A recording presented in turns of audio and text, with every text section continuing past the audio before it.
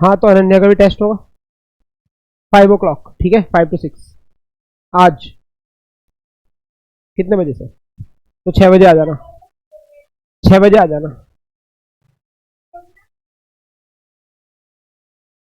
कल फ्री हो? पता नहीं, ये भी कोई क्लास है अब तो 2 महीने तो पढ़ लो कम से कम, पूरे महीने तो क्लास ले ली। कहाँ जाते हो? रामप्रसाद ग्रीन के अंदर सोसाइटी में? अच्छा हाँ बताया था तुमने। ठीक है ठीक है, गुड इवनिंग गुड इवनिंग। बैठो, इधर बैठ जाओ। तो हम लोग क्या पढ़ रहे थे? Structure of atom. लिखिए सब लोग, अभी तक जो हमने एटम एंड मॉलिक्यूल्स चैप्टर पढ़ा था, उसमें सीखा था एटम क्या होता है, मॉलिक्यूल क्या होता है, एटॉमिक मास, मॉलिक्यूलर मास, ये सब समझा था।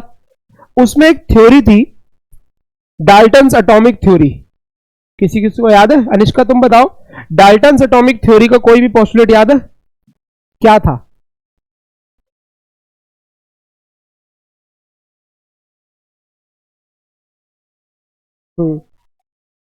और उसमें एक बात और उसने बोली थी, उसने बोला था they are comprised of small tiny indivisible particles called atoms. Dalton के अकॉर्डिंग जो एटम है हमारा वो कैसा है? इनडिविजिबल है, ठीक है। डाल्टन एटॉमिक थ्योरी क्या कहती है? एटम कैसा है, मतलब इसका क्या हुआ? इनडिविजिबल, मतलब उसको और तोड़ा नहीं जा सकता। ये किसने बोला था? तो डाल्टन की वो जो थ्योरी थी उसको आगे हम लोग जब कोई एक्सपेरिमेंट करेंगे तो उसको फ्लॉप मान के आगे बढ़ेंगे। तो यहां इस चैप्टर में सबसे पहली जो बात हमें समझ में आएगी वो क्या समझ में आएगी? Thomson's model of atom. ठीक है भाई, Thomson's model of atom. Thomson ने सबसे पहला इस चैप्टर में हमें एटम का एक मॉडल दिया है। डाल्टन ने दिया था पिछले चैप्टर में, जो कि उसने बोला था एटम इनडिविजिबल होता है। अब आगे हमारे सामने जो जो एक्सपेरिमेंट्स हुए हैं उनसे पता चला है कि एटम इनडिविजिबल नहीं होता है। अब एटम फिर कैसा होता है ये समझा रहे लोग। लाइक अभी क्या है, जैसे मान लो एक पता चला कि ये चीज गलत है, तो अब उसको सही एक्सप्लेन करने के लिए लोग एक्सपेरिमेंट करेंगे, डेटा कलेक्ट करेंगे कि क्या होगा उसके अंदर। तो सबसे पहले हमें किसने बताया? तो थॉमसन ने एक मॉडल दिया है, इसको एक नाम भी बोलते हैं, क्या बोलते हैं इसको हम? इसके मॉडल को प्लम पुडिंग मॉडल भी कहते हैं। थॉमसन मॉडल ऑफ एटम को क्या कहते हैं हम लोग? प्लम पुडिंग मॉडल भी कहते हैं। हाँ, इसीलिए इसका नाम पड़ गया। इसने क्या कहा? हाँ, इसने क्या कहा, जैसे हमारे इंडिया में तो वाटरमेलन समझ में आता है, फॉरेन में प्लम पुडिंग समझ में आता है। तो उसने क्या कहा, जैसे तरबूज होता है, तरबूज के अंदर क्या होता है? रेड कलर का वो पार्ट होता है खाने वाला, यहाँ पे रेड रेड पार्ट होता है पूरा, उसके अंदर ब्लैक ब्लैक बीज धसे रहते हैं, है ना। तो इसने क्या बोला थॉमसन ने कि जो एटम होता है ना बिल्कुल वाटरमेलन की तरह ही होता है। वाटरमेलन की तरह उस एटम के अंदर पूरा ऐसे चार्ज स्प्रेड रहता है हर दिशा में, ठीक है। और उसके अंदर नेगेटिव चार्ज क्या रहते हैं? एम्बेडेड रहते हैं। नेगेटिव चार्ज क्या रहते हैं? तो अकॉर्डिंग टू थॉमसन जो एटम होता है जस्ट लाइक वाटरमेलन, ये क्या है मेरा? वाटरमेलन है। तो according to Thomson just like watermelon जो हमारा एटम होता है वो एक प्रकार का पॉजिटिव स्फीयर होता है। कैसा होता है? पॉजिटिव स्फीयर होता है। एंड उस पॉजिटिव स्फीयर के अंदर ये जो नेगेटिव चार्ज है ये क्या रहते हैं? एम्बेडेड रहते हैं। Negative charges are embedded. Embedded का मतलब जानते हो? जैसे हलवा बनाते हैं गाजर का, उसके ऊपर बादाम ऐसे ऊपर से घुसेड़ देते हैं ऐसे, तो एम्बेड करने वाला उसके अंदर हमने दबा दिए। तो ये जो नेगेटिव चार्ज है ये बादाम की तरह उसके अंदर क्या दबा हुआ रहता है, ठीक है, डिस्क्रीट। अच्छा, अभी वर्ड यूज किया वेदांत ने कि इलेक्ट्रॉन रहते हैं। थॉमसन के टाइम पे इलेक्ट्रॉन नाम की चीज डिस्कवर सिर्फ ये पता था कि एक चार्ज है पॉजिटिव और एक चार्ज है, तो इसने इलेक्ट्रॉन वर्ड यूज नहीं किया, इसने क्या यूज किया? Positive charge and negative charge. तो according to Thomson atom is a positive sphere and negative charges are embedded into it. Overall उसने बोला कि जो एटम होता है वो कैसा होता है? न्यूट्रल। ओवरऑल एटम इज, मतलब जितना पॉजिटिव चार्ज होगा उतना ही नेगेटिव चार्ज होगा। किसने बोला ये?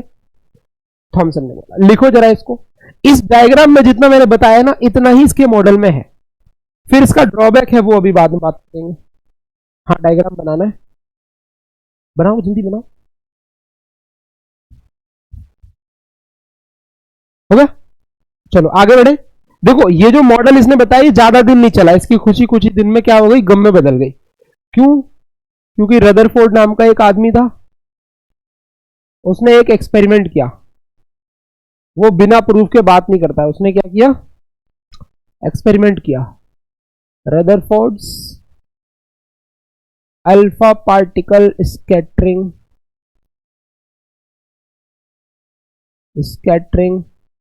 एक्सपेरिमेंट। किसी को पता है इस एक्सपेरिमेंट में क्या हुआ था? इसके अंदर भी शायद ये एक्सपेरिमेंट था मैं। इसने क्या किया था, यहां से जैसा कि अभी बताया हमें सिद्धि ने, यहां से उसने ना अल्फा पार्टिकल लिए। अल्फा पार्टिकल कहां से प्रोड्यूस हुए, कैसे प्रोड्यूस हुए, वो तो हमारे सिलेबस का पार्ट नहीं है, हम उसके बारे में नहीं समझेंगे। अल्फा पार्टिकल लिए उसने और इनको क्या किया, यहां एक गोल्ड फॉइल ली थिन और उस पर बम्बार्ड करना शुरू किया। मतलब ये कोई मशीन गन है और इसमें से क्या निकल रहे हैं बताओ? अल्फा पार्टिकल की रेज निकल रही है, बहुत हाई स्पीड में आ रहे हैं, इसके आर पार चली गई। यहां इसने सामने एक ऐसी स्क्रीन रखी जिसपे पूरे पे जिंक सल्फाइड का पाउडर लगा दिया। किसका पाउडर लगा दिया? जिंक सल्फाइड एक ऐसा पाउडर होता है जिसपे अगर अल्फा पार्टिकल हिट करेगा ना तो वो चमकेगा, उसमें से लाइट निकलेगी। उससे पता चलता है क्योंकि अल्फा पार्टिकल क्या है, नेकेड आई से तो दिखेगा नहीं, बहुत ही छोटा है, नेकेड आई से नहीं दिखेगा। तो हमने क्या किया, वो जिंक सल्फाइड लगा दिया। अब वहां पे वो चमकेगा तो दिखाई देगा। तो हुआ क्या कि जब अल्फा पार्टिकल को बम्बार्ड किया गया इस स्क्रीन के ऊपर, तो हमने देखा कि यहां पर एकदम से दिवाली बन गई। रॉकेट फूटता आसमान में, रॉकेट फूटता आसमान तो वो बिंदी बिंदी दिखाई देती है, वैसे यहां पे एकदम से क्या हो गया, एकदम से यहां पे लाइट लाइट जगमगाने लगी। इसका मतलब क्या हो रहा है कि सारे के सारे अल्फा पार्टिकल सामने जा रहे हैं बिना डेविएशन के। कुछ इक्का दुक्का अल्फा पार्टिकल ने यहां पे भी एक दो बल्ब जला दिए, यहां भी एक दो बल्ब जल गए, एक दो बल्ब यहां जल गए, एक दो यहां जल गए, बहुत ही रेयर यहां जले, है ना। इधर जो अल्फा पार्टिकल टकरा के आए उनकी संख्या बहुत ही क्या थी, कम थी, और उधर बिल्कुल सामने एकदम ज्यादा थी। 98% 99% यही थे। तो उसने इस बात से क्या सोचा, कंक्लूजन निकाला कि यार अल्फा पार्टिकल बिना किसी परेशानी के सामने जा रहे हैं, इसका मतलब क्या हुआ कि बीच में जगह खाली है। अब मैं तुमसे एक सवाल पूछता हूं, उसने ये सोचा कि अल्फा पार्टिकल यहां से आर पार जा रहे हैं, इसका मतलब यहां पे जगह क्या है, खाली है, तभी तो वो आर पार जा रहे हैं। लेकिन मैं एक आपसे सवाल पूछता हूं, जैसे मान लो ये दीवार है, हम लोग एक बुलेट फायर करेंगे तो क्या बुलेट इसके आर पार नहीं जाएगी? नहीं जाएगी। एक बुलेट गन फायर करेंगे मशीन गन से, ठीक है, तो क्या इस ग्लास को चीर के आर पार चली जाएगी बुलेट? आर पार जा रही है ना। तो इस बात से ये कैसे साबित हो गया कि इसमें खाली जगह है? क्वेश्चन समझ में आया मेरा? हम लोग एक पेपर लेते हैं, ऐसे पेपर लिया हमने और हमने यहां पे बहुत ही स्पीड में क्या है, बुलेट फायर करी, गन फायर करी, तो बुलेट तो आर पार जाएगी ना भाई, स्पीड में आ रही है तो जाएगी जाएगी आर पार। तो इससे ये कैसे साबित हो गया कि इसमें खाली जगह है? बताओ, क्वेश्चन समझ में आ गया? बताओ।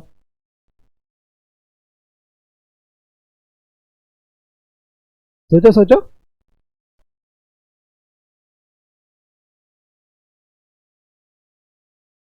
अब ये हल्का है, थिन गोल्ड फॉइल है, तो ये हमारा अल्फा पार्टिकल इसके आर पार तो जाएगा ही ना भाई, इसको रोक थोड़ी सकता है, तो जाएगा ही आर पार। तो फिर ये कैसे प्रूफ हो गया कि एटम के अंदर जगह खाली है?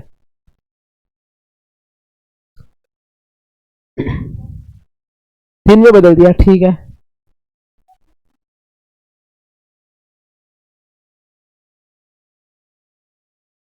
तो मैं भी तो ये कह रहा हूं, थिन ना भी करे तो भी जाएगा वो तो।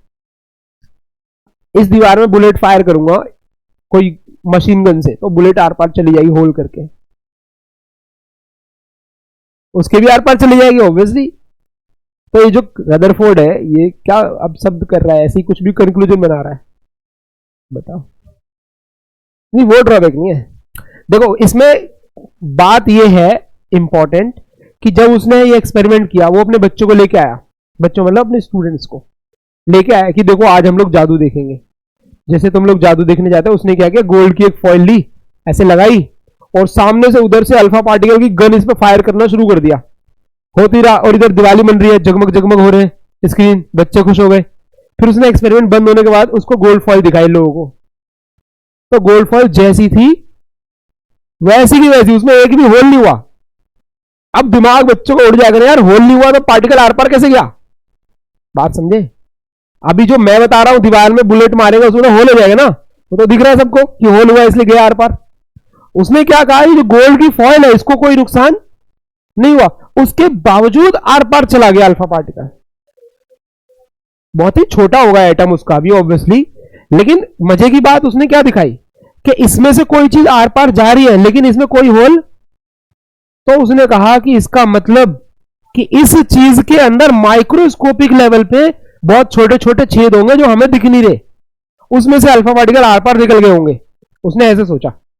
तो उसने ये कहा क्योंकि इस पार्टिकल का ज्यादातर जो नंबर है वो आर पार जा रहा है, इसका मतलब यहां जो गोल्ड का एटम होगा उस एटम के अंदर मोस्ट ऑफ द स्पेस क्या होगी, एम्प्टी होगी, खाली होगी। तो उसने फिर ऐसा सोचा, दिमाग लगाया रदरफोर्ड ने, ऐसा सोचा कि एटम में शायद से ऐसा होता है, ये एटम गोल गोल होता होगा और बीच में पूरी ये जगह क्या है, खाली है। फिर सवाल उठता है कि जो एटम का मास होता है, जो भार होता है, वो कहां होगा? तो उसने सोचा यार इसका मास तो है ही, तो मैं ऐसा करता हूं सारा का सारा मास सेंटर पे लगा देता हूं। एक प्योरली हाइपोथेसिस, अंदाजा लगा रहा है वो, इस एक्सपेरिमेंट से क्या कर रहा है वो, अंदाजा लगा रहा है। वो कह रहा है भाई अगर पार्टिकल बाहर जा रहा है इसका जगह तो खाली है।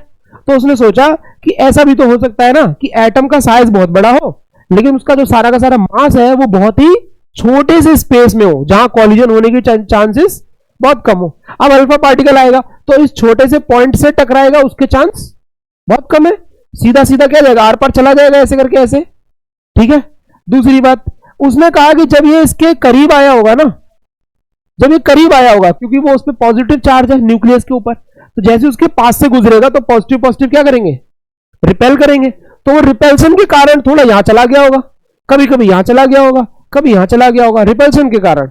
लेकिन वो रिपल्सन के चांसेस बहुत क्या है क्योंकि उसका साइज बहुत ही, बात समझ गए? फिर उसने तीसरी बात क्या सोची, अब यार पॉजिटिव चार्ज तो आ गया, नेगेटिव भी तो होता है, तभी तो न्यूट्रल होगा एटम। तो उसने सोचा जो नेगेटिव चार्ज है ना वो इस पॉजिटिव चार्ज के चारों तरफ ऐसे चक्कर काट रहा होगा जैसे धरती सूरज के चक्कर काट रही है, अर्थ सन के चारों तरफ घूम रही है गोल गोल। तो उसने सोचा कि सन जो है वैसा न्यूक्लियस हो गया जहां पे सारा पॉजिटिव चार्ज है और जो नेगेटिव चार्ज है वो उस पॉजिटिव के चारों तरफ ऐसे गोल गोल क्या होगा, घूम रहा होगा और बीच की जगह क्या होगी, खाली, उसमें से अल्फा पार्टिकल निकल गया। समझ गए बात? तो उसने एक एक्सपेरिमेंट किया, उस एक्सपेरिमेंट में यह कंक्लूजन निकला कि एटम के अंदर ज्यादातर जगह क्या होती है, और थॉमसन ने क्या कहा था, हमारे पूरा का पूरा पॉजिटिव है। थॉमसन के अकॉर्डिंग अगर ये पूरा पॉजिटिव है तो अल्फा पार्टिकल आएगा, पॉजिटिव से रिपेल होना चाहिए, रिपेल होगा भाग जाएगा, और अगर रिपेल नहीं हो रहा, इसके आर पार जा रहा है, तो इसमें होल हो जाना चाहिए क्योंकि पूरा पॉजिटिव यानी पूरा सॉलिड है, तो वो आर पार नहीं जाना चाहिए बिना होल करे। तो ये वाला मॉडल क्या हो गया फिर, किसके वजह से फेल हुआ, रदरफोर्ड के अल्फा पार्टिकल एक्सपेरिमेंट की वजह से। समझ गए बात? ठीक है। तो ये तुमने बना लिया था, इसके अंदर ड्रॉबैक लिखो और ड्रॉबैक के अंदर लिख लो सिंपल एक लाइन, ड्रॉबैक के अंदर लिखो he could not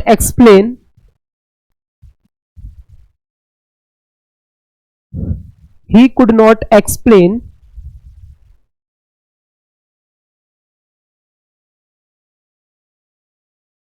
the observations made in the alpha particle scattering experiment.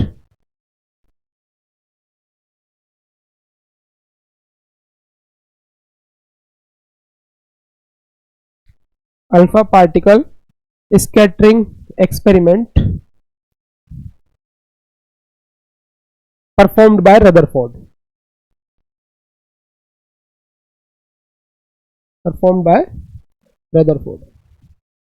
ठीक है भाई, फुल स्टॉप। उसके बाद आप लोग ये हेडिंग लिखेंगे रदरफोर्ड का एक्सपेरिमेंट, ये डायग्राम बनाएंगे। डायग्राम में बता दे रहा हूं क्या क्या बनाना है। ये डायग्राम बनाएंगे जो मैंने बनाया है, इसमें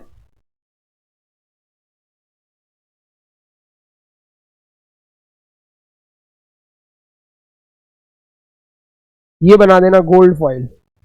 ये डायग्राम बनाओ, फिर इसके बारे में लिखवा रहा हूं।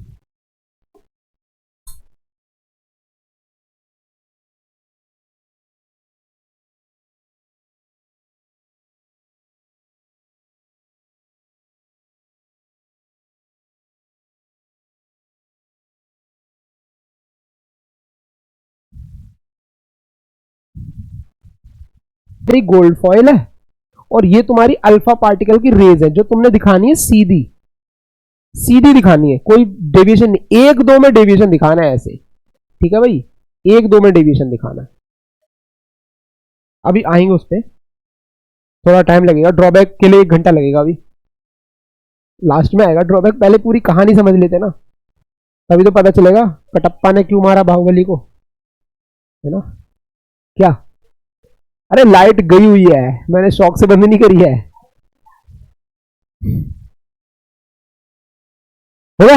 अब इसके बारे में लिखते हैं। सबसे पहले क्या 3 चीजें लिखनी है, ठीक है। सबसे पहले आप लोग लिखेंगे एक्सपेरिमेंट, मतलब ये था क्या एक्सपेरिमेंट।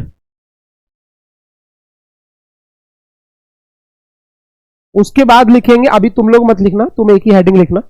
उसके बाद लिखेंगे ऑब्जर्वेशन, मतलब सबसे पहले ये समझूंगा उसने किया क्या, फिर ये समझूंगा उसने ऑब्जर्व क्या किया, दिखा, और फिर दिखने के बाद उसने उससे कंक्लूजन क्या निकाला। तो ये 3 चीजें हमें समझनी है, ठीक है भाई। तो एक्सपेरिमेंट के अंदर लिखिए, Rutherford shows a thin gold foil. Rutherford chose a thin gold foil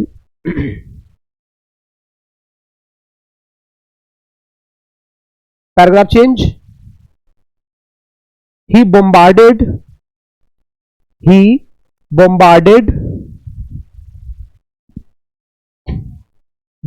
spelling बताऊं, बमबारी कर दी उसने। He bombarded alpha particles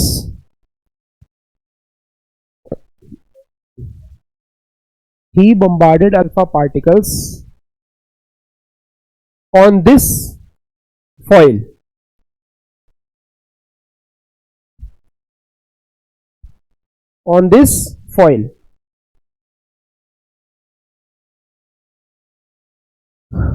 Paragraph change. Behind the foil, he put one screen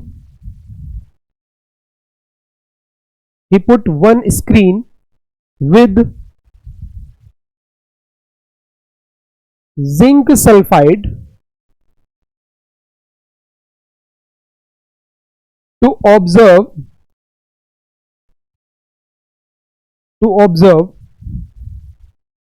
the deviation of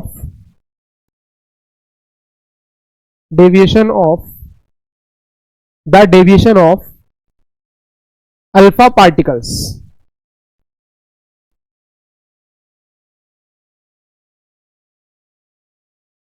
लिया। अच्छा, इसके आगे बात करते हैं।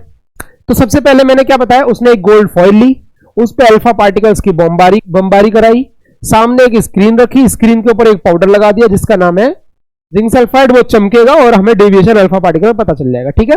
कोई आपसे एग्जाम में पूछ ले why he chosen this gold foil,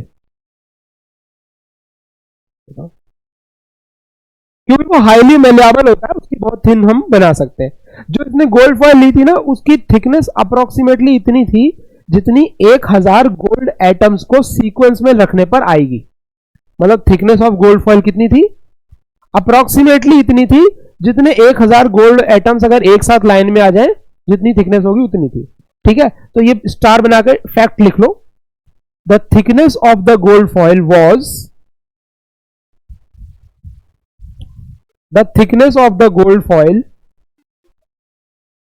इसी के अंदर स्टार बना के, the thickness of gold foil was approximately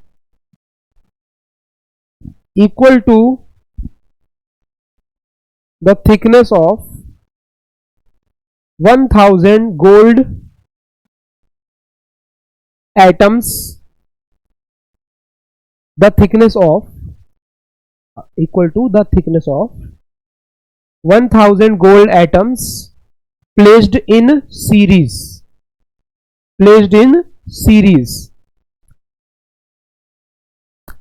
मतलब कुछ ऐसी ली थी उसने। ये गोल्ड फॉइल है, इसके अंदर जो एटम अगर सीरीज में लगा दो, ऐसे कितने एटम लगा दो, 1000 एटम लगा दो, उतनी उसकी थिकनेस थी। ये बात जानना जरूरी क्यों है? क्योंकि जो हम लोग एक्सपेरिमेंट से कंक्लूजन ड्रॉ कर रहे हैं वो ज्यादा सही जब होगा जब हमारी गोल्ड की जो फॉइल है वो बहुत बहुत क्या होगी, थिन होगी। क्योंकि अगर गोल्ड की बहुत थिक ले लोगे चीज आप, तो अल्फा पार्टिकल मारो उसमें जाएगा ही नहीं आर पार, क्योंकि भाई एटम यहां पर है, यहां खाली जगह, आपका अल्फा पार्टिकल ऐसे जाएगा, पर सामने आपका एटम दूसरा वाला उसका न्यूक्लियस आ गया तो टकरा जाएगा ना, जा ही नहीं पाएगा आर पार। भाई ऐसे समझो कि ये एटम्स बैठे हैं, ओके, ये एटम्स बैठे हैं, ये न्यूक्लियस है, ये न्यूक्लियस है, ये न्यूक्लियस है। अल्फा पार्टिकल कहेगा भाई देखो ये जगह खाली है, यहां से निकलता हूं, पर यहां से निकलने जाएगा, यहाँ दूसरा न्यूक्लियस है, टकरा जाएगा ना इससे, तो उसकी जो थिकनेस है वो ना के बराबर होगी, जब ये काम सिद्ध हो पाएगा। तो उसने क्या किया, कोशिश की बहुत बहुत पतली, जितनी पतली बना सकता है उतनी पतली उसने गोल्ड फॉइल ली। ठीक है भाई, तो उसके बाद उसने एक कंक्लूजन ड्रॉ किया। चलिए ये बात समझ गए आप लोग कि थिन गोल्ड फॉइल ली थी और एक्सपेरिमेंट में उसने अल्फा पार्टिकल को बॉम्बार्ड कराया। अल्फा पार्टिकल के ऊपर मैंने आपको बता दिया चार्ज कैसा था, कैसा चार्ज था, वो भी स्टार बना के लिख लो। अल्फा पार्टिकल था क्या भाई, हम बात तो करें एक्सपेरिमेंट की, पर वो चीज क्या है, लिखो न्यूक्लियस ऑफ, अल्फा पार्टिकल क्या होता है, nucleus of helium atom. Helium जानते हो क्या होता है, पिछले चैप्टर में पढ़ा था, He क्या होता है, हीलियम। हीलियम का जो न्यूक्लियस होता है, मतलब उसके इलेक्ट्रॉन जो नेगेटिव चार्ज है वो निकाल दिए उसने, आयोनाइज कर दिए, तो जो न्यूक्लियस बच गया यानी कि He2+, इसका नाम ही क्या है, अल्फा पार्टिकल। तो अल्फा पार्टिकल और हीलियम का न्यूक्लियस दोनों क्या होते हैं, सेम चीज होती है। लिख दिया आपने। तो आपसे कोई पूछेगा रदरफोर्ड के एक्सपेरिमेंट में कौन से मेटल की प्लेट यूज करी थी, गोल्ड की यूज करी थी, He2+। और अल्फा पार्टिकल जो होता है वो क्या होता है, हीलियम का न्यूक्लियस होता है। फॉर्मूला क्या है उसका, एक्सप्रेशन सिंबल He2+। समझ गए बात, ये सब एक एक नंबर के सवाल है, कहीं पे भी पूछ सकते हैं वो। अच्छा एक्सपेरिमेंट समझ चुके, अब बात करते हैं ऑब्जर्वेशन की। तो उसको 3 ऑब्जर्वेशन मिली। सबसे पहली ऑब्जर्वेशन बताओ क्या थी, क्या थी सबसे पहली ऑब्जर्वेशन, कुछ नहीं, सारे पार्टिकल क्या हो गए, आर पार चले गए, डिफ्लेक्ट नहीं हुए, सारे पार्टिकल बिना डिफ्लेक्शन के आर पार चले गए। लिखो, most of the alpha particles, most of the alpha particles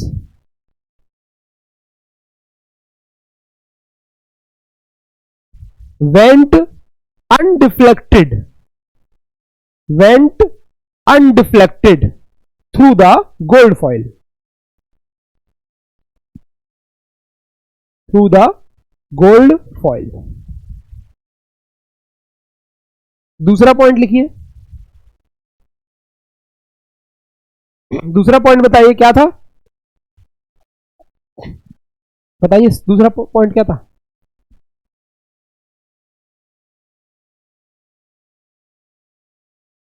अरे वो तो ठीक है, वो लिखना नहीं है, लेकिन वो तो जादू ही था, वो तो सबसे मतलब बेसिक चीज थी ना। ज्यादातर पार्टिकल सामने चले गए। दूसरा कंक्लूजन क्या है, सॉरी ऑब्जर्वेशन, कुछ स्मॉल एंगल से डेविएट हुए, कुछ कितने, हाँ मतलब ये है कि 100-200 पार्टिकल कुछ एंगल पे, एक्यूट एंगल पे डेविएट हुए। लिखिए जरा, एक्यूट एंगल डेविएशन तुम इसके साथ देखते हो ना, जो पहले जा रहा था उसके साथ कितना एंगल बनाया, जो पहले रास्ता था उसके साथ कितना एंगल, ऑब्ट्यूज तो बहुत ही कम थे।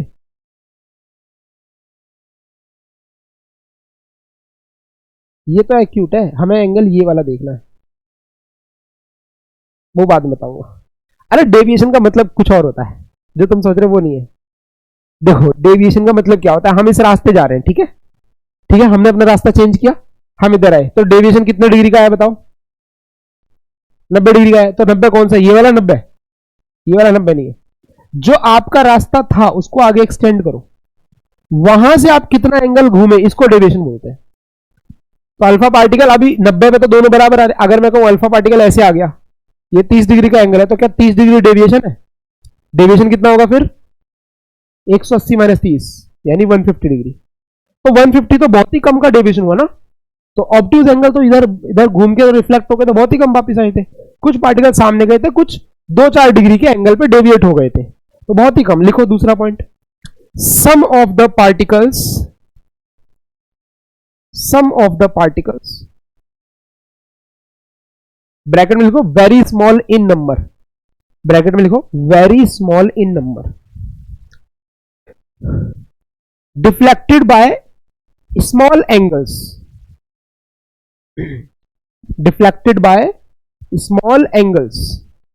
तो रदरफोर्ड ने देखा कि कुछ पार्टिकल तो डिफ्लेक्ट हो रहे हैं लेकिन बहुत ही कम एंगल से डिफ्लेक्ट हो रहे हैं। ठीक है, ये दूसरा ऑब्जर्वेशन। तीसरा ऑब्जर्वेशन लिखिए, very few particles like 1 in 12,000, like 1 in 12,000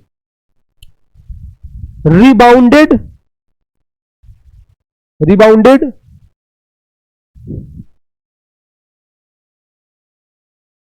back to its original path, rebounded back to its original path। मतलब बहुत ही रेयर 12-13 हजार में एक अल्फा पार्टिकल ऐसा निकला जो अपने रास्ते पे गड्डी लेके वापस आ गया, टकराया और टकरा के वापस आ गया। ऐसे कितने थे? बहुत ही कम थे, मतलब एक इन अप्रोक्सीमेटली 12,000। मतलब हर 12-13 हजार पार्टिकल फेंकने के बाद ये देखा गया कि कोई एक पार्टिकल वापस रिफ्लेक्ट होके आ रहा है ना। मतलब 12-13 हजार पार्टिकल फेंक रहे हैं, उसमें से 5-6 पार्टिकल 10-12 पार्टिकल है जो 2-4 डिग्री पे, 150 डिग्री, 50 डिग्री पे जा रहे हैं, और बाकी जो है 99% लगभग वो सीधे के सीधे अनडेविएटेड जा रहे हैं। ठीक है भाई, वेदांत इधर बैठ जाओ तुम थोड़ा। ठीक है, समझ में आ गई बात? तीनों ऑब्जर्वेशंस। अब इन ऑब्जर्वेशन से उसने कुछ निकाला कंक्लूजन। क्या कंक्लूजन निकाला? इस कंक्लूजन को मैं अलग 2 बार नहीं लिखवा रहा, एक ही बार में लिखवा रहा हूं। कंक्लूजन के स्लैश करके लिख लेना रदरफोर्ड मॉडल ऑफ एटम, क्योंकि रदरफोर्ड का जो मॉडल है वो बना किससे? इसके कंक्लूजन से ही बना। तो वो एक ही बार में लिखवा रहा हूं। सबसे पहला उसने क्या बोला था बताओ?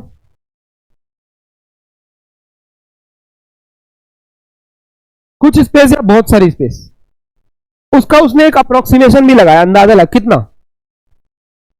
उसने ऐसे अंदाजा लगाया जैसे उसने एक वर्ड यूज किया रदरफोर्ड ने, न्यूक्लियस। क्या वर्ड यूज किया? न्यूक्लियस शब्द का जो सबसे पहले इस्तेमाल है किसने किया था? रदरफोर्ड ने किया था। एटम के रेफरेंस की बात हो रही है, तो एटम के अंदर न्यूक्लियस की डिस्कवरी का जो क्रेडिट है वो किसको जाता है? रदरफोर्ड को जाता है। अच्छा, एक अमेजिंग बात ये भी है, आप गूगल करेंगे ना न्यूक्लियस की डिस्कवरी, इलेक्ट्रॉन की डिस्कवरी, तो इनमें ना कॉन्ट्राडिक्टरी रिजल्ट दिखेंगे गूगल पे। वहां उस टाइम पे ना 2 ग्रुप थे पूरी दुनिया में, 2 गुट थे। गुट समझते हो? जो ऐसा होता है ना क्रेडिट, कि भाई मैंने ये रिसर्च की, मैंने ये काम किया, क्रेडिट चाहिए। तो उस टाइम दुनिया में 2 गुट थे, सबसे पावरफुल 2 गुट थे। कौन से? एक था यूएसएसआर, जिससे रूस बना टूट करके बाद में, और एक था यूएसए, जो तो अभी भी यूएसए है। उन दोनों में क्या होता है? कंपटीशन चल रहा है कि कौन पहले कुछ डिस्कवर करेगा। तो जैसे भाई एटम न्यूक्लियस की जो डिस्कवरी है उसका क्रेडिट हम लोग रदरफोर्ड को देते हैं, यूएसए वाले किसी और को देते हैं, है ना। तो तुम गूगल करोगे तो वहां पे आपको न्यूक्लियस की डिस्कवरी में कभी कभी कॉन्ट्राडिक्शन मिल सकता है, या इलेक्ट्रॉन की डिस्कवरी में, या किसी और चीज की डिस्कवरी ढूंढोगे, उसमें हो सकता है 2 साइंटिस्ट के नाम आए, एक किधर का होगा? रूस के साइड का होगा, और दूसरा किधर का होगा? वो यूएसए वाले ग्रुप का होगा। ठीक है, तो वो आप देख लेना। अब इसका क्रेडिट हम लोग तो इसको देंगे क्योंकि हमारी किताब में रदरफोर्ड का नाम है, तो उसको देंगे। ठीक है, तो रदरफोर्ड ने सबसे पहले न्यूक्लियस वर्ड यूज किया। रदरफोर्ड ने यह कहा कि जो एटम होता है उसका सारा का सारा मास बहुत ही छोटी सी जगह में रहता है, और उस जगह का नाम है न्यूक्लियस। और न्यूक्लियस पे चार्ज कैसा होता है? पॉजिटिव। न्यूक्लियस पे कैसा चार्ज? और बाकी सारी जगह क्या होती है? बाकी सारी जगह खाली। बाकी सारी जगह क्या होती है? ये हमारा न्यूक्लियस है, बाकी जगह खाली है। और यहां पे नेगेटिव चार्ज, इलेक्ट्रॉन वर्ड इसने भी यूज नहीं किया था। इसने क्या यूज किया था? नेगेटिव चार्ज इसके चारों तरफ घूम रहा है, just like earth is revolving around. समझ गए? बाकी जगह क्या है? खाली। ये किसने बोला? तो इनकी बातों को हम लाइन बाय लाइन लिखेंगे, ठीक है। तो सबसे पहला पॉइंट लिखिए रदरफोर्ड के अंदर। पहला पॉइंट लिखिए, most of the space in the atom is empty. Most of the space in the atom is empty, ठीक है जी। दूसरा point, whole mass of the atom, whole mass of the atom is situated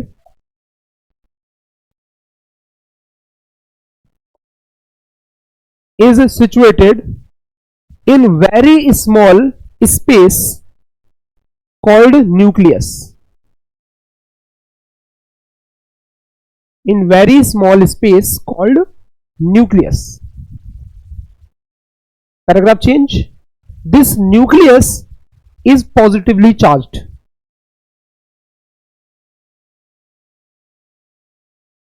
This nucleus is positively charged.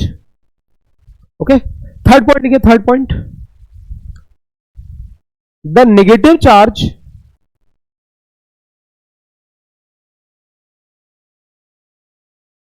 charge revolve around the nucleus just like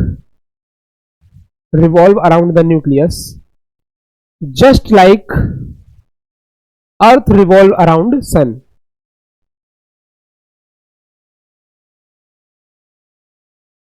earth revolve around.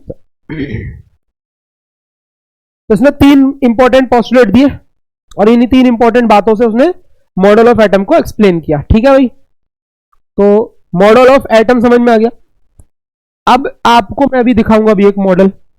अब आपको यह बताना है, उसने ये तो बोला कि खाली जगह, उसने एक कंपैरिजन भी दिया था कि कितनी जगह खाली है। तो उसने दो तीन रेफरेंस दिए। उसने पूछा भाई न्यूक्लियस कितना बड़ा होता है, एटम कितना बड़ा होता है। तो साइज ऑफ न्यूक्लियस और साइज ऑफ एटम का क्या हो रहा है? कंपैरिजन हो रहा है। क्या हो रहा है? तो उसने बोला ऐसे समझ लो कि जैसे एक फुटबॉल ग्राउंड है। फुटबॉल ग्राउंड जानते हो कितना बड़ा होता है? तो एक फुटबॉल ग्राउंड जो है वो एटम समझ लो, और जो न्यूक्लियस है वो फुटबॉल को समझ लो। फुटबॉल और फुटबॉल ग्राउंड, तो उसको समझ लो कि एटम है फुटबॉल ग्राउंड, और फुटबॉल जो है वो क्या है? तो बाकी समझ जाओ कितना परसेंट स्पेस खाली है। समझ गए? इसी प्रकार से उसने दूसरा एक एक्सप्लेनेशन दिया। जैसे मान लो आपकी जो हाथ की मुट्ठी है, अपने हाथ की मुट्ठी बनाओगे, एक छोटा सा स्पेस आएगा, और आपकी जो बॉडी है, तो ऐसे समझाया उसने कि आपके हाथ की मुट्ठी जो है समझ लो न्यूक्लियस है, और आपकी जो पूरी बॉडी है वो क्या है? एटम है। मतलब कि एटम और न्यूक्लियस में जो रेशियो है साइज का वो बहुत ही ज्यादा बड़ा है।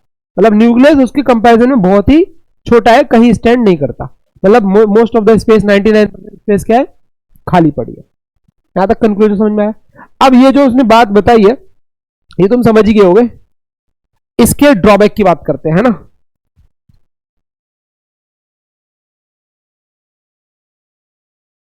अब इसका जो ड्रॉबैक हुआ है ना रदरफोर्ड का, वो बहुत ही इंपॉर्टेंट कहानी है। अच्छा, इसमें रदरफोर्ड के साथ क्या और एक इंटरेस्टिंग सी बात है, रदरफोर्ड ना किसी साइंटिस्ट का ही स्टूडेंट था उस यूनिवर्सिटी में। ऐसा होता है जैसे आप पीएचडी करने जाते हो, पीएचडी, तो पीएचडी करने जाते हो मतलब आप ऑलरेडी बहुत बड़े होते हो, पढ़े लिखे होते हो, आप कुछ रिसर्च कर रहे होते हो, है ना। तो आप किसी प्रोफेसर के अंडर रिसर्च करते हो, ऐसे होता है। जानते हो पीएचडी के बारे में आप लोग? तो पीएचडी मतलब कोई एक डॉक्टरेट होल्डर होगा, एक सीनियर प्रोफेसर, उसके अंदर एक जूनियर प्रोफेसर आएगा। तो जूनियर प्रोफेसर सीनियर प्रोफेसर का क्या हुआ? स्टूडेंट हुआ। तो रदरफोर्ड किसी के स्टूडेंट ही थे। फिर बाद में वो सीनियर प्रोफेसर बन गए जब उनकी डिग्री विग्री होगी कंप्लीट। उनका एक स्टूडेंट था नील्स बोर। जब रदरफोर्ड का मॉडल फेल हुआ, ये जो ड्रॉबैक बताऊंगा रदरफोर्ड के मॉडल में, उस ड्रॉबैक को एक्सप्लेन करते हुए एक नया मॉडल आया, और वो किसने दिया? समझ लो गुरु चेला चल रहा है यहां पे। सबसे पहले गुरु, उसके रदरफोर्ड का मैं भूल गया टीचर का नाम, ठीक है, उसका चेला रदरफोर्ड। रदरफोर्ड ने एक एक्सपेरिमेंट दिया, उससे एक एडम मॉडल बनाया, वो मॉडल फ्लॉप हो गया। फिर उसको किसने सुलझाया? नील्स बोर ने सुझाया। तो नील्स बोर किसका स्टूडेंट है? रदरफोर्ड का स्टूडेंट। समझ गए बात को? तो वो यूनिवर्सिटी के अंदर जो एक्सपेरिमेंट दिखाने लगा था, नील्स बोर भी उस ग्रुप में था जिस ग्रुप को उसने वो जादू दिखाया था, गोल्ड फॉइल वाला। ठीक है, अब ड्रॉबैक समझते हैं। इसका ड्रॉबैक बहुत इंपॉर्टेंट है। क्लास 9th के लेवल पे ना डिटेल में बताया नहीं गया है मॉडल के बारे में, लेकिन मैं आपको छोटा छोटा समझाने की कोशिश करूंगा कि उसमें है क्या। इसने बोला इलेक्ट्रॉन जो है एटम के चारों तरफ घूम रहा है, मजे से घूम रहा है, कोई दिक्कत नहीं। ठीक है, घूम रहा है आराम से इलेक्ट्रॉन। अब सवाल यह उठता है, इलेक्ट्रॉन घूम रहा है तो घूमने के लिए उसको एनर्जी कहां से मिल रही है? तो लोगों ने ऐसे सोचा जैसे धरती के आसपास चांद घूम रहा है, चांद को एनर्जी की जरूरत, आराम से मस्त घूम रहा है, इलेक्ट्रॉन भी घूमेगा। बट हुआ क्या, उसी दौरान थोड़े दिन के बाद ऐसा होता है, जैसी डिस्कवरी होती है ना, तो लोग तो उसको समझते हैं वाह भाई क्या बात है, उस टाइम कोई बुराई नहीं करता। लेकिन बुराई कब होती है? 2-4 साल के बाद। 2-4 साल बाद में एक कॉन्सेप्ट आया, एक्सपेरिमेंट होते रहते हैं, नई नई चीजें आती रहती हैं। क्या कॉन्सेप्ट आया? एक्सरे। एक बहुत ही स्मार्ट बंदा था मैक्सवेल। मैक्सवेल बहुत ही स्मार्ट बंदा था। उस दौरान वो रिसर्च कर रहा था इलेक्ट्रोमैग्नेटिक वेव्स के ऊपर। जैसे हमारी सनलाइट होती है, वो एक प्रकार की इलेक्ट्रोमैग्नेटिक वेव है ना? तो इलेक्ट्रोमैग्नेटिक वेव पे वो रिसर्च कर रहा था। उसी दौरान एक कॉन्सेप्ट निकल के आया बहुत सारे एक्सपेरिमेंट के अंदर। क्या कॉन्सेप्ट आया? एक्सरे एक प्रकार की इलेक्ट्रोमैग्नेटिक वेव ही होती है, कुछ नहीं होती। तो ये कैसे बनती है? आप लोगों ने कभी एक्सरे करवाया? चेस्ट का एक्सरे, हाथ का एक्सरे, फ्रैक्चर वगैरह होता है, डिटेक्ट करने के लिए यूज होता है। तो रेज आती है हमारी बॉडी के आर पार जाती है, जहां बोन में कहीं क्रैक वगैरह होता है वो उसमें डिटेक्ट हो जाता है, ऐसी होता है। तो कॉन्सेप्ट क्या था कि किसी भी मेटल सरफेस पे, ये मेटल है, इसके सरफेस पे अगर कोई चार्ज पार्टिकल, इलेक्ट्रॉन वगैरह हम लोग बम्बार्ड करते हैं, तो ये इलेक्ट्रॉन क्या होता है ना, जैसे ही इस न्यूक्लियस के करीब आता है तो ये क्या करता है, इसको अट्रैक्ट करता है, अपनी तरफ खींचता है। तो खींचता है तो क्या होता है, गोल गोल घूमता है उसके चक्कर में। तो जब ये गोल गोल घूमता है ना, तो यहां से कुछ रेडिएशन क्या करता है, ये एमिट करता है, और वही रेडिएशन क्या होती है? एक्सरे होती है। मतलब इलेक्ट्रॉन आया, न्यूक्लियस के चारों तरफ गोल गोल घूमा, और घूमते उसमें से क्या निकल गया? रेडिएशन निकल गई। ठीक है, ये तो कहीं और की कहानी चल रही है, लोगों ने ऐसा देखा और इस एक्सरे के ऊपर रिसर्च कर रहे हैं, पढ़ाई कर रहे हैं। लेकिन सडनली किसी के दिमाग में आया कि यार ये रदरफोर्ड भी कुछ ऐसी कह रहा था, इलेक्ट्रॉन क्या हो रहा है, गोल गोल घूम रहा है। भाई गोल घूमा तो इसमें से क्या निकली? रेडिएशन। भाई रदरफोर्ड कह रहा है इलेक्ट्रॉन गोल गोल घूम रहा है, पर इसमें से कुछ भी नहीं निकल रहा, कोई रेज नहीं निकल रही। इसका मतलब ये बात गलत है। समझे बात को? रदरफोर्ड ने कहा था इलेक्ट्रॉन घूम रहा है मजे से गोल गोल, लेकिन कोई कॉन्सेप्ट आया, उस कॉन्सेप्ट में यह देखा गया, एक्सपेरिमेंट के अंदर यह देखा गया कि किसी भी मेटल सरफेस के ऊपर हम लोग इलेक्ट्रॉन को बम्बार्ड करते हैं, इलेक्ट्रॉन थोड़ा गोल घूमता है, उसमें से रेडिएशन निकलने लगती है। तो भाई ये वाली बात और वो वाली बात दोनों एक साथ नहीं है। इसका मतलब रदरफोर्ड का मॉडल क्या हो गया? समझिए बात। इतनी मेहनत से उसने बेचारे ने कितने कंक्लूजन निकाले थे? 3 कंक्लूजन। एटम में जगह खाली है, एटम के सेंटर में सारा मास है, वो पॉजिटिव है, उसको बोलते हैं न्यूक्लियस, और इलेक्ट्रॉन उसके चारों तरफ चुपचाप क्या कर रहा है? घूम रहा है। सिर्फ एक ही बात से आपत्ति है लोगों को, कौन सी वाली? इलेक्ट्रॉन घूम क्यों रहा है? इलेक्ट्रॉन गोल गोल नहीं घूम सकता है। क्यों नहीं घूम सकता है? ये वाला जो काम है इस वजह से नहीं घूम सकता, उसमें से एनर्जी रिलीज होनी चाहिए, क्योंकि इलेक्ट्रॉन घूम रहा है तो रिलीज होगी। यहां पर हम देख रहे हैं रिलीज हो रही है, तो वहां भी होनी चाहिए। अब वहां एनर्जी रिलीज हो नहीं रही, इसका मतलब या तो ये वाली बात गलत है, या फिर किसकी गलत मानी जाएगी?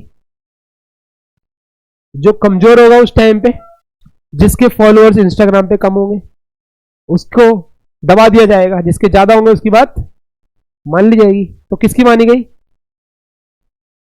मैक्सवेल की। ये सब काम किसका दिया हुआ है? मैक्सवेल। ये वाला एक्सरे वाला जो कॉन्सेप्ट है किसने दिया है? तो मैक्सवेल की बात को माना गया और रदरफोर्ड की बात को बुला दिया गया। ठीक है भाई, तो लिखिए जरा ड्रॉबैक के अंदर। ये जो मैंने कॉन्सेप्ट बताया ना, इस कॉन्सेप्ट को बोलते हैं इलेक्ट्रोमैग्नेटिक थ्योरी। जो बताई अभी कहानी वो एक्सरे वाली, उस थ्योरी का नाम क्या है? किसने दी थी वो थ्योरी? मैक्सवेल। लिखो, according to electromagnetic theory, according to electromagnetic theory, any charge particle which is accelerating which is any charge particle which is accelerating, always release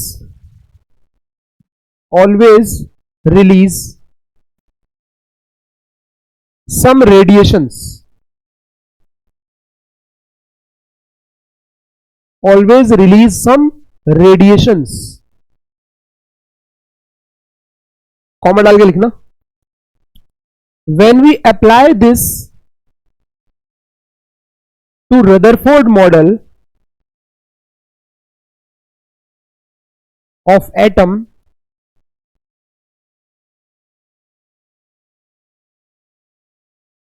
the electrons must retard की स्पेलिंग पता है?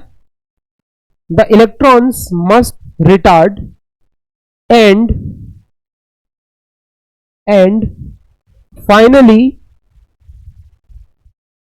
the electrons must retard and finally they should fall into the nucleus, must retard and finally they should fall into the nucleus,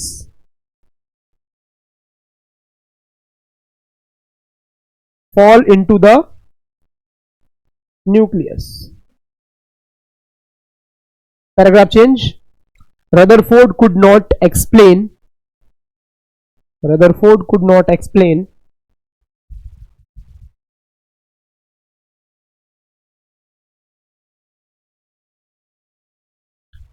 this contradiction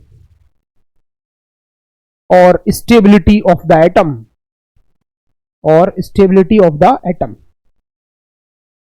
full stop, खत्म बात। तो Rutherford जो भाई साहब हैं वो लोग इस बात को समझा नहीं पाए कि ये कंट्राडिक्शन जो इलेक्ट्रोमैग्नेटिक थ्योरी के साथ हो रहा है उसको कैसे स्टेबलाइज किया जाए, मतलब एटम कैसे स्टेबल रह सकता है। बस फुल स्टॉप, खत्म। स्टेबिलिटी ऑफ एटम, हाँ बस खत्म, ठीक है। तो इस बात को रदरफोर्ड नहीं समझा पाया कि वो इलेक्ट्रॉन गिरेगा न्यूक्लियस में कि नहीं गिरेगा, और नहीं गिरेगा तो क्यों नहीं गिरेगा, और गिरेगा तो फिर एटम स्टेबल कैसे है। ये बारी बात, ये सारे आंसर उसके पास नहीं थे। हुआ ये कि भाई ये सोचा लोगों ने ये नेगेटिव चार्ज घूम रहा है गोल गोल घूम रहा है तो रेडिएशन निकलेगी तो इसकी एनर्जी कम तो छोटा छोटा होकर के फाइनली इसमें क्या हो जाएगा, गिर जाएगा, और गिर जाएगा फिर तो वही वाली बात होगी प्लम्पिटिंग मॉडल जो थॉमसन ने कहा था। और थॉमसन की तो बात गलत लग रही है क्योंकि वो अल्फा पार्टिकल एक्सपेरिमेंट में स्टेबल नहीं हो रहा, तो सोचा लोगों ने फिर ये दोनों बातें गलत है, कुछ तीसरी बात होगी। और तीसरी बात किसने समझाई, फिर नील्स बोर ने समझाई है। उसके बारे में हम लोग अगली क्लास में सच जानेंगे क्या समझाया क्या नहीं समझाया। ओ धूप निकल गई। तो एटम के बारे में आपको एक बेसिक फीलिंग आएगी एटम क्या होता है कैसा होता है, लेकिन अभी तक जो भी फीलिंग आई है वो सब क्या है, गलत है। लेकिन कुछ कुछ चीजें सही है, न्यूक्लियस वाली बात सही है। इसमें मैं आपको दिखा, अरे ये तो कुछ अलग ही कहानी दे रहा है, हाइड्रोजन बन गया ये, एक इलेक्ट्रॉन दे देंगे इसको तो ये हो गया न्यूट्रल एटम। सही है भाई।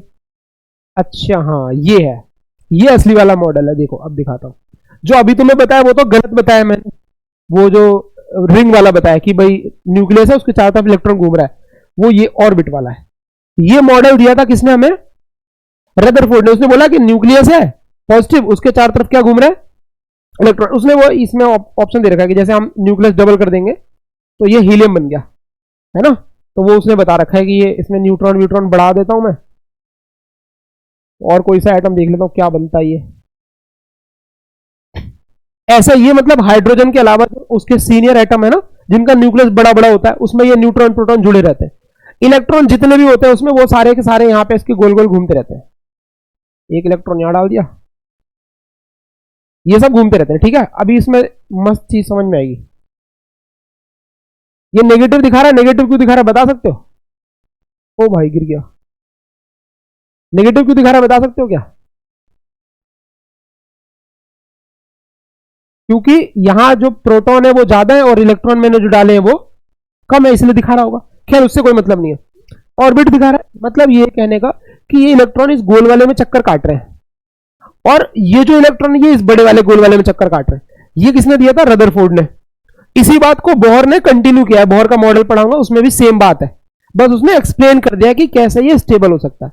लेकिन ये असली मॉडल ये दिख रहा है ब्लू ब्लू, इसका मतलब क्या है कि इलेक्ट्रॉन परफेक्टली किस रिंग में घूम रहा है ना, ये हमें नहीं पता होता, लेकिन इलेक्ट्रॉन कहां ज्यादा घूम रहा है और कहां कम घूम रहा है वो पता होता है। एक कलर दिखाया उसने, ये डार्क ब्लू दिख रहा है, मतलब यहां इलेक्ट्रॉन की जो फाइंड करने की टेंडेंसी या प्रोबेबिलिटी है वो सबसे ज्यादा है, और जहां लाइट ब्लू दिख रहा है वहां पर कम है।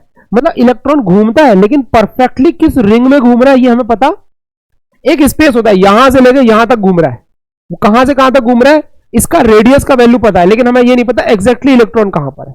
जबकि इस वाले मॉडल में क्या बताया उसने, एग्जैक्टली कौन से रिंग में घूम रहा है। ये रिंग वाला जो कॉन्सेप्ट है ये क्या है, गलत। और ये क्लाउड वाला कॉन्सेप्ट जो है ये हम लोग पढ़ेंगे 11th क्लास में, और ये पढ़ेंगे हम लोग अगली क्लास में 9th में, समझ गए। तो ये समझ लोगे, इसका ड्रॉबैक समझोगे तो वो क्लाउड वाला मॉडल समझ में आएगा क्या। होमवर्क ये जो आज लिखवाया वो आपको याद करना है।